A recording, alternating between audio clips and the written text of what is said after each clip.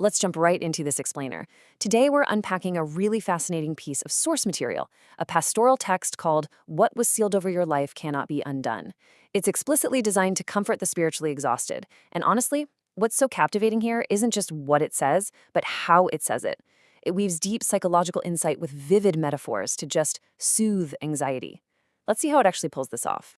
Okay, look at this hook. Right out of the gate, the source establishes this incredibly intimate first-person voice. It's speaking from the perspective of the divine, and it's meant to immediately arrest the listener's anxiety. Notice how it doesn't feel like some distant, dusty theological lecture.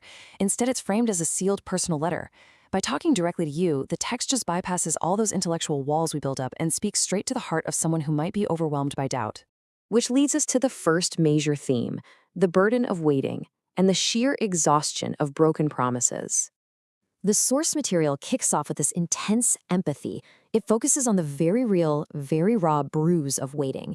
And we've all got a file in this cabinet, right? It gives these highly specific, super relatable examples. A mother praying for a son who walked out years ago, a father staring down closed doors in his career, or someone waiting for a promised love. By listing these everyday human struggles, like waiting for a medical diagnosis to change or debts to finally lift, the text connects with a massive audience on a profoundly personal level. And then there's this phrase, small ceremonies of resignation. It's so brilliant. Think about that casual, totally unconvincing, "oh, I'm fine" shrug you give a friend when they ask how things are going. Or that half smile that completely masks a burning, unmet desire. The text zeroes in on these self-protective mechanisms we all use. Turning down the volume on our own hope just to avoid the sting of disappointment. It's basically telling the listener, hey, I see you hiding your hope, and I completely get why. So how does it move from the problem to the solution? It sets up a core contrast between human and divine promises. This is where it totally dismantles the baggage we carry from broken human agreements. On the left side, human promises. They're fragile, conditional, completely tied to our performance. They're basically just words in the air that can be easily withdrawn, like a parent not calling when they promised, or a partner walking back the word forever. But then, on the right side, it separates those human failures entirely from the divine word. It describes the divine promise as an absolute guarantee, something unchangeable, quite literally made from the material the universe was built on. It simply cannot fail. And this sets up the deconstruction of what the text calls the false contract. We all kind of fall into this trap, right? It's that toxic belief that divine promises are tied to your daily performance. But the narrator here uses this objective empathy to completely unburden the believer. It argues that divine promises are not these fragile contracts that need perfect daily renewal. Think about it. If your faith takes a nosedive at noon, the contract doesn't pause. If you wake up full of doubt on a Tuesday, the clock doesn't reset. It's a massive release valve for religious anxiety. To really ground these emotional concepts, the text shifts to its theological foundation, specifically focusing on two unchangeable things found in the biblical book of Hebrews. To do this, it redefines two really crucial words from Hebrews chapter 6, heirs and refugee. It argues that heirs of the promise aren't just visitors or applicants crossing their fingers for a handout.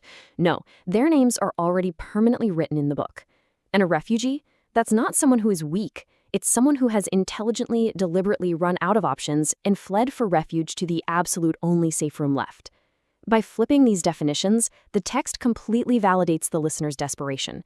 It frames those repetitive, whispered prayers in the dark not as weak faith, but as the incredibly brave actions of a spiritual refugee. Breaking down Hebrews 6:17 through 18, the text points out these two unchangeable things, the spoken word and a subsequent oath. So why both? Well, the source material frames this doubling up of assurance as a deliberate divine kindness aimed straight at a believer's bruised trust. It's like the divine is saying, look, I know you've been lied to by people, so I'm going to give you two anchors instead of one. It proves the promise relies solely on an unchangeable character, not on whether or not the listener is acting perfectly. All right, so the theology is set, but how do we actually visualize this guarantee? The text uses these rapid-fire metaphors of absolute certainty. First up, the planted seed. If a farmer plants a seed in good soil, they don't go out every single morning and dig it up just to check if it's growing, right? The essential work is happening beneath the surface, completely out of sight. This is a really powerful way to reassure the audience. It tells them that just because you can't see immediate, visible change in your circumstances, that doesn't mean the promise was abandoned. The room is simply being prepared. Building on that, we get the metaphor of the floor. Think about the floor you're on right now. A floor doesn't suddenly tilt just because you doubted its structural integrity. It holds your weight even if you wake up fearful, exhausted, or only half believing. I love this because it brilliantly shifts the focus completely away from the believer's emotional state. It insists that the foundation stays perfectly steady, regardless of your daily mood or level of faith. And concluding this metaphorical sequence is the load-bearing wall. The text states that the divine is the load-bearing wall, the inherent steadiness underneath every single season. This completely relieves the listener of that crushing pressure to uphold their own blessing. If you've ever felt like your own good behavior was the only thing keeping the roof from caving in, well, this text argues the exact opposite. Your performance was never holding the structure up in the first place. Now, all of this sounds great, but what about the actual day-to-day? The text shifts into actionable steps, a daily spiritual practice to fight doubt. Because let's be real, doubt has been your roommate for years, and roommates don't just pack up and leave overnight. So it gives you a method. Step 1, confront it. Ask the doubt. Can this promise fail? Step 2, if the answer is no, stay in that no. Just let it mentally settle. And step 3, on those days of total panic, literally place your hand on an unseen seal and simply say, guaranteed. These are incredibly practical steps. They take this lofty abstract theology and turn it into a tangible coping mechanism, a simple, repeatable script to quiet those anxious voices in your head. And I really appreciate how realistic the timeline for this harvest is. The source warns you right up front. The 1st to the 10th time you do this, you might not feel any different. Tender places take time to heal, but by the 30th time, that doubt has noticeably gotten quieter. By the 50th time, you might go a whole afternoon without checking the calendar. And by the 100th time, the waiting has completely changed shape. It cleverly avoids the whole instant gratification trap and instead sets you up for a sustainable, long-term spiritual shift. Which brings us to this absolutely beautiful, profound, concluding quote. Your waiting will begin to feel less like a closed door and more like a hallway. This singular thought perfectly sums up the text's ultimate goal.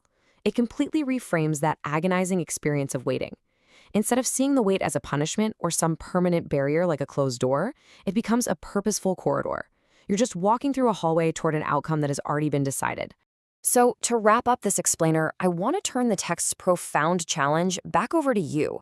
If your waiting is truly just a hallway, if the foundation is a floor that doesn't tilt, and the promise is a load-bearing wall you never even had to hold up, what actually changes in your life when you finally stop obsessively checking the locks on those doors?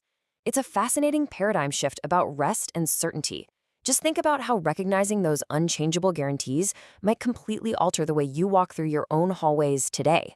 Thanks so much for joining me on this explainer, and I'll catch you next time.